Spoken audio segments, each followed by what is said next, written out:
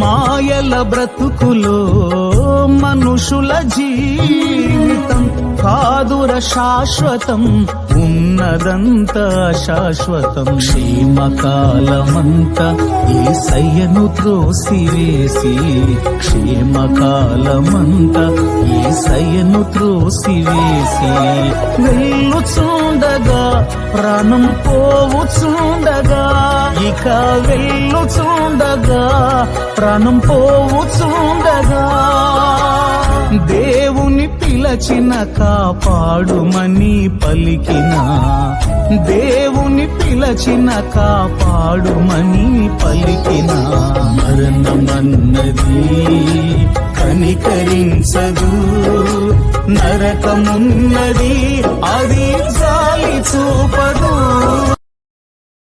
Download ShareChat.